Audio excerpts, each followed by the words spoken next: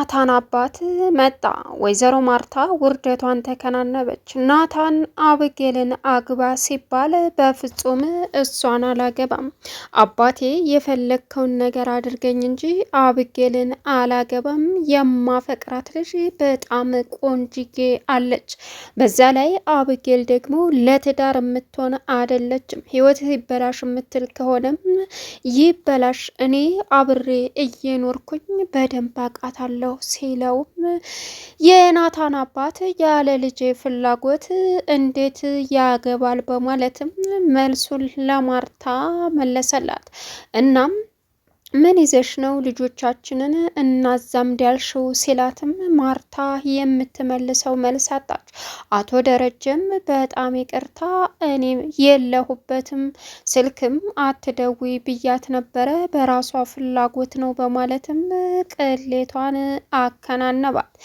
ወይዘሮ ማርታ እንግዲህ ውርደቷ ምን ቀዳዳ ብትገባ ራሱ የሚለቃት አልመሰላትም። መጥፎ ልጅ የያዘ መጥፎ ሴት ያገባ እንዲሁ ሲዋረድ ይኖራል የሚባለው እኔ ነኝ። ናታን ይወደኛል አላልሽም ወይ? ወንድ ልጅ ከሱ እወልድለታለሁ አላልሽኝም ወይ? በማለትም አብጌል ላይ ወይዘሮ ማርታ መጮህ ጀመረች። እንግዲህ የናታን አባት ሰተት ብሎ ማርታ በተቀጠረችው መሰረት እነ አብጌል ቤት ሲመጣ እንግዲህ ልጅህን ለልጄ ተባብለናል፣ ልጄ እንዴት ነው ሲለውም ናታን ስለምን ልጅ ነው የምታወራው አባዬ አለ። እንዴ የነ ደረጀ ልጅ ሁለታችሁ እንደምትዋደዱ እኮ ማርታ ደውላ ነግራኛለች፣ ለዛ ነው የመጣሁት ሲለውም በፍጹም ይሄም ማይሆን ነገር ነው በማለትም ናታን መለሰ። ሰላም ውድና የተከበራችሁ የዙዙነት ሚዲያ ቤተሰቦች እንዴት ናችሁ? ልይ ሰላማችሁ ይብዛልኝ። ለዚህ ቻናል አዲስ የሆናችሁ ሰብስክራይብ እያደረጋችሁ ቪዲዮውን እስከ መጨረሻው ተከታተሉ። በጉጉት ስንጠብቀው የነበረው ዳጣ ቀጣይ ፓርት ይዘን መጥተናል። እንግዲህ ዛሬ የወይዘሮ ማርታ ውርደት ይፋ ሆኗል። ወይዘሮ ማርታ አሁን ላይ ለናታን አባት ደውላ አብጌልን ልጅህን ለልጄ ያንተ ዝምድና እንዳይቋረጥ ፈልጋለሁ በማለትም እንግዲህ ትልቅ ውርደቷን ተከናንባለች። በዚህን ሰዓት የናታንም አባት ከማርታ ጋር ምንም ችግር የለውም፣ የእናንተ ዝምድና ተገይቶ ነው ወይ? ልጆቻችን ዝምድናችንን ሊቀጥሉ ነው ወይ? በማለትም እንግዲህ አቶ የናታን አባት በቀጠሮ መሰረት ከነናታን ቤት ዘው ብሎ ሲመጣም አባዬ እንዴት መጣ ሳትነግረኝ ሲለውም ልጄ ሰርፕራይዝ ነው አለ። እንዴት ሰርፕራይዝ ብትነግረኝ ምን አለበት? ምን ተገይቶ ነው ሲልም እንዴ ምንድን ነው ነገሩ? ምን ተገይቶ ነው ትላለህ እንዴ? ከዚህ በላይ ምን ይገኝ አለ የናታን አባት። ምን ተገኘ አባዬ? ደስ ብሎሃል ደግሞ በዛ ላይ ሲለውም እንግዲህ የወይዘሮ ማርታ ልጅ የአቶ ደረጀ ልጅ ልታገባልኝ ስለሆነ ከዚህ በላይ ምንኛ ደስታለ። አቶ ደረጀ እኮ በጣም የምወደውና የማከብረው የልጅነት ጓዴ ነው ብሎ ዝርግፍ አደረገ። በዚህን ሰዓት ናታን በምን ስለ የትኛው ልጅ ነው የምታወራው ሲልም ወይዘሮ ማርታ ኩም ብላ ቀረች።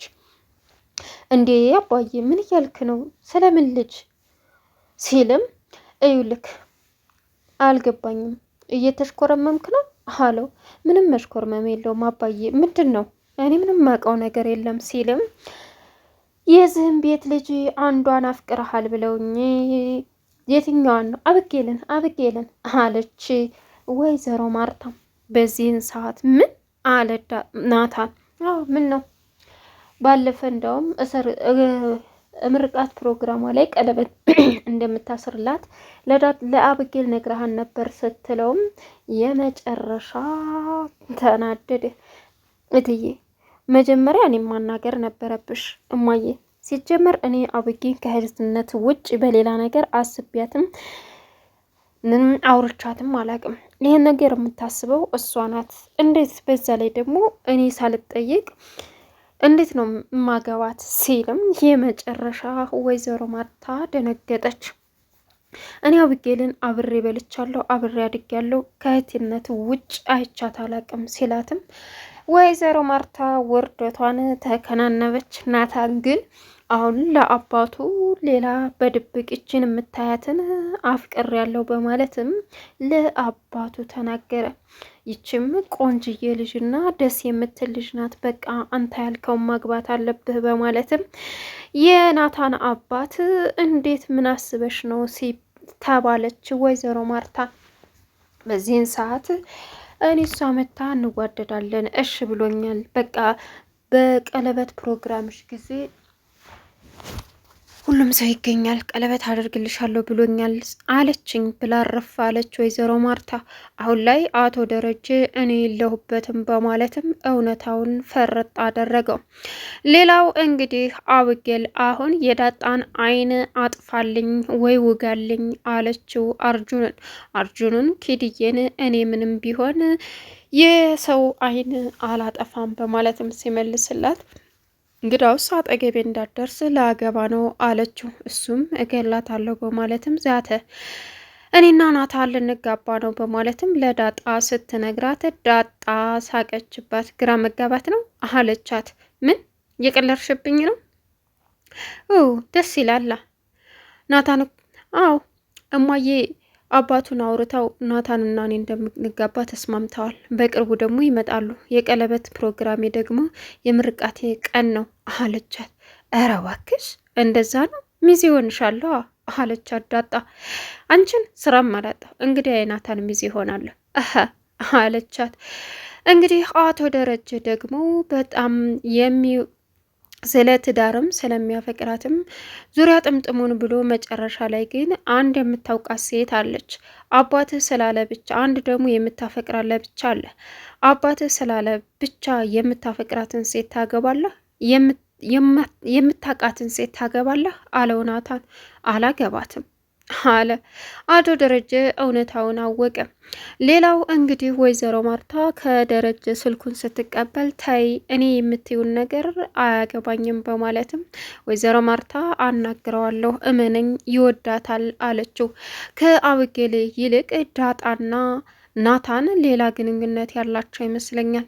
መጀመሪያ አብጌልን ነው አይወዳትም እዋክሽን ተይ ማርቲ ቢላትም ወይዘሮ ማርታ በፍጹም እንደዛ ሊሆን አይችልም በማለትም አሁን ላይ ግዴታ ልጄ አግብታ እንድትወልድልኝ ደግሞ የምትወደውን ሰው እንድታገባ ፈልጋለሁ።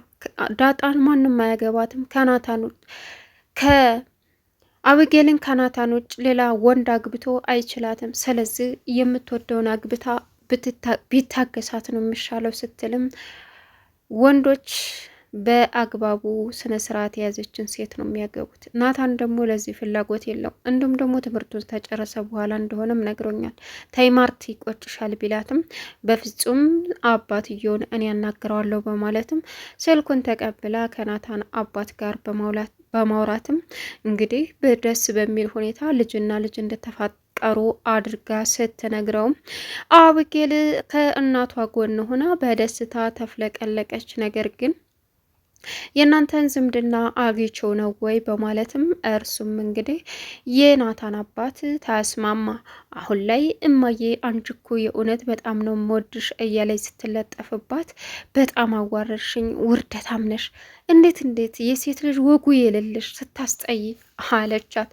በዚህን ሰዓት ወይዘሮ ማርታ እንግዲህ አሁን ላይ ጉድ ማለት ጀመረች። ሰላምዬ ስለ ዳጣ ጠየቅኩኝ ብላ ናታንን አፋጣ ያዘችው። ናታንም አዎ ሲላትም እሷም እንግዲህ በሚገርም ሁኔታ ስትነግረው ቆይ አንቺ ስለ ዳጣ ለምን እንደዚህ በጉጉት መጠየቅና ማወቅ ፈለግሽ ሲላትም ዝም ብዬ አይ አንድ ሰው እኮ ያለምንም ምክንያት የሌላኛው ሰው ታሪክ ማወቅ አይፈልግም። ስለዚህ እሷ ደግሞ ልትነግረኝ አልቻለችም ሲላትም ይህች ልጅ እውነታውን ካልነገረች ወይ አትወድህም ወይ ደግሞ ትልቅ የተደበቀ ታሪክ አላት ስትለውም እሱን እንግዲህ አላቅም፣ ሁሉ ታሪክ አይወራም፣ ምናልባት የተደበቀ ታሪክ ሊኖራት ይችላል፣ ግን ደግሞ አልነገረችኝም፣ እኔ አንቺ ራሱ ግራ አጋባሽ ሲላትም መናገር ካለብህ ተናገር፣ ካልተናገርክ ደግሞ ሌላ ነገር አትበል አለችው።